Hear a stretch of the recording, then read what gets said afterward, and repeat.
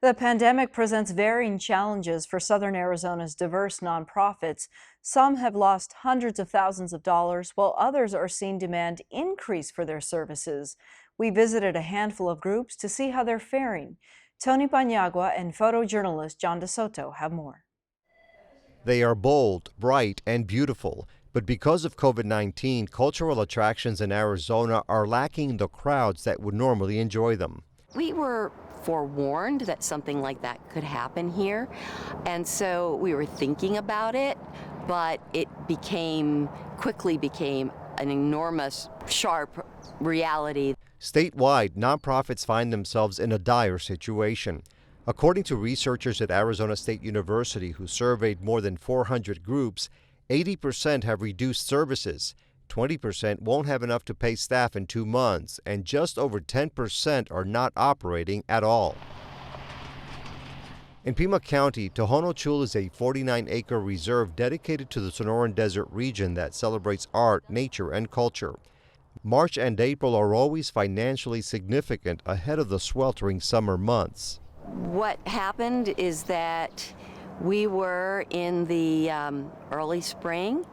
We were about to celebrate our 35th anniversary and one of the most successful and prosperous years in the history of Tohono Chul. Shutting down in mid-March has been catastrophic, resulting in canceled events, no visitors, and the closure of a popular restaurant and gift store. Some staff are still showing up. Living plants require attention, while other employees work from home. This situation is absolutely abnormal. The Tucson Museum of Art has also had to postpone or cancel major events such as its annual gala. Like many other nonprofits, some staff have been furloughed, others have taken pay cuts, and part-timers lost their jobs. Jeremy Mikolazak moved here from Florida, where he ran another museum. I can't imagine, I can't equate any time to sort of compare it to. Museums across the country have never seen anything like this. And like TMA, like most, I mean, we don't have deep reserves that keep us going, that could sustain us for, multiple years or say months on end. One silver lining, he says, is that construction on a new wing for Latin American art has been able to continue. It had already secured enough funding from donors. That's been sort of one of the sort of unexpected joys of during this really rough time period, I think, for all of us. But, we're looking at things like time tickets and things like that so that the public will be able to see the new wing and, of course, all the exhibitions that we have. It's been a challenging time. I mean, museums it's commonly sort of not understood that we plan many years out in advance. Lisa Hastrider Lamb is the executive director and curator of the Mini Time Machine Museum of Miniatures in Tucson. She's also co-chair of the Southern Arizona Cultural Leadership Consortium, or the SACLC. It represents more than 30 organizations. Even when we reopen, we're still going to be impacted because so many of our organizations close during high season, and they rely on the revenue that they earn during high season to get them through the summer months. When it's slow, they're not going to be able to open in the summer, even though the state's going to open up. They're going to have to wait till the fall, and some institutions might not be able to open up at all. The consortium surveyed its member groups about the economic impacts of the coronavirus. It received 25 responses.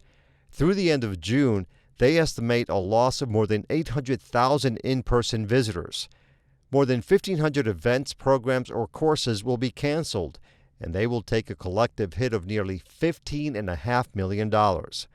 Also, close to 300 full-time employees will be furloughed or laid off, more than half of their total workforce. So it's quite devastating for our sector. And while cultural nonprofits are seeing fewer people, the demand for those that provide social services is as strong as ever. For example, food banks are already seeing significant increases due to job losses and stay-at-home orders.